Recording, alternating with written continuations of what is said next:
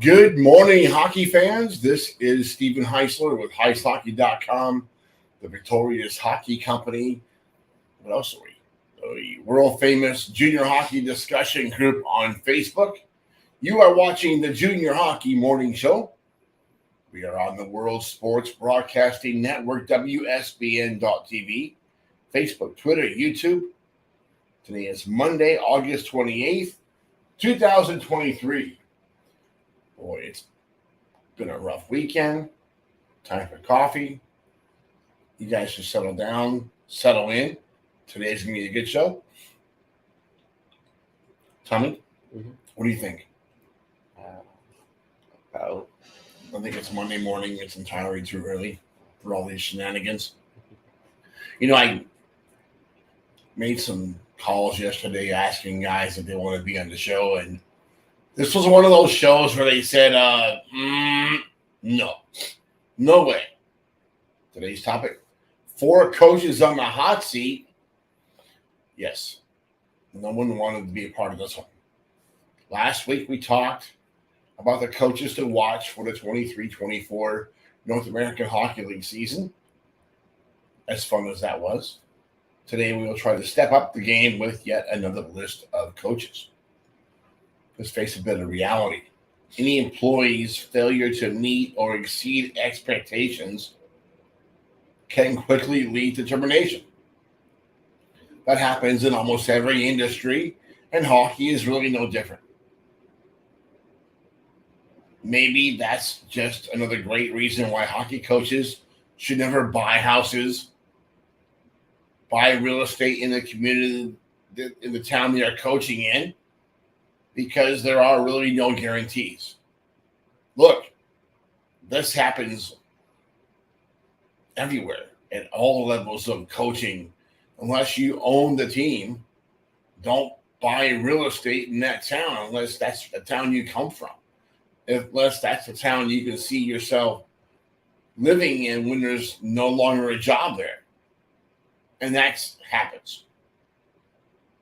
For starters, we're not going to include any rookies on today's list. That simply wouldn't be fair. They have enough pressure anyway. So who is on the hot seat? We got 4 coaches. Sylvie and Claudier, Corpus Christi Ice Rays. Let's face it, Claudier's first 4 seasons of coaching junior hockey were in the Canadian Provincial Premier Junior Hockey League, non-sanctioned league up in Ontario. And that hardly prepared him for what was going to come last year in the NHL, especially in that South Division. There were some times last year where there showed promise. The Ice Rays picked up 14 less wins last year than the year before. While it's true that team President Cassidy Lange believes in the former Ice Rays professional coach, things have not gone well on the ice. Here's the thing. Corpus Christi is way too important of a market, and those fans deserve better than what they've been getting on the ice. General manager Ryan Bennett really hasn't offered much assistance. Maybe this is the season Claudier and the Ice Rays assemble a team that can be competitive in the South Division.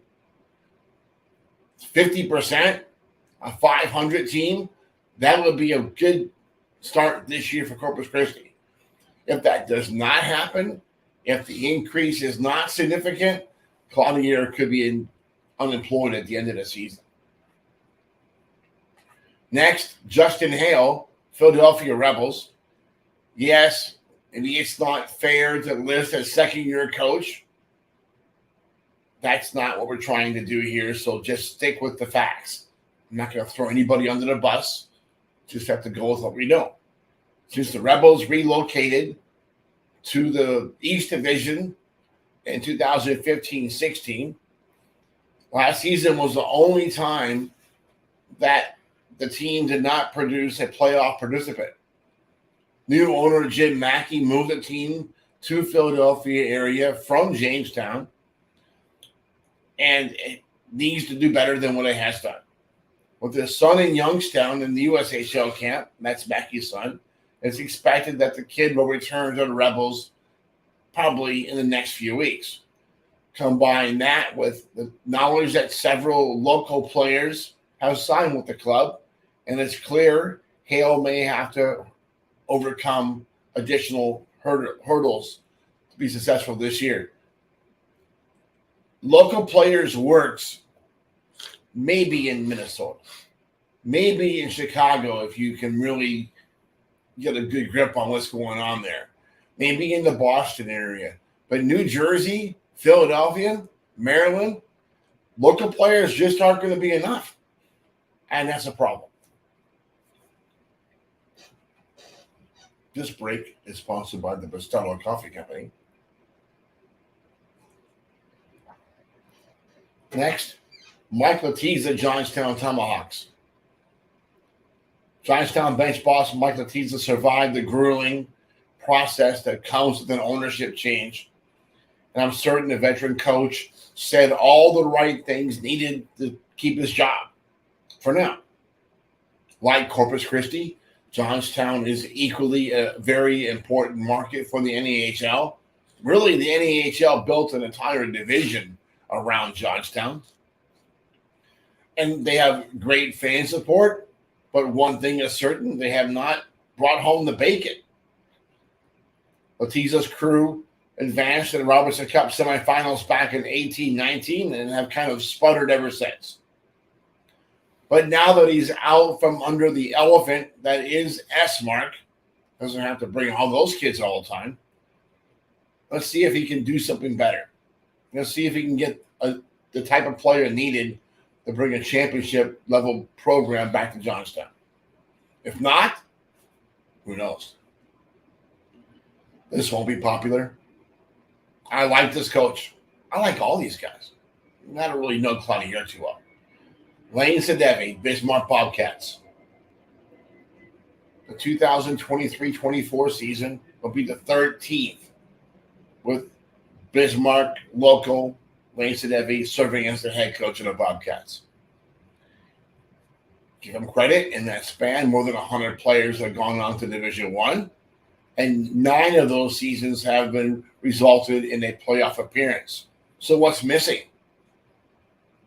What can owner Tom Briggle really want that Lane Sadevi has not delivered? Maybe it's the same something that the community wants that has not been delivered. That is a Robertson Cup. 13 years, a lot of trips to the dance, but never been crowned. It's time. This could be the year for the Bobcats to make a move and do something. What do you think? This week, more preseason action within the North American Hockey League. Things are starting to heat up in Canada. I think we're going to be in for a great hockey season. And who knows? Hopefully there's no sudden outbreaks of malaria or whatever else they're going to throw at us. But until tomorrow, hope that you enjoy your morning coffee and have a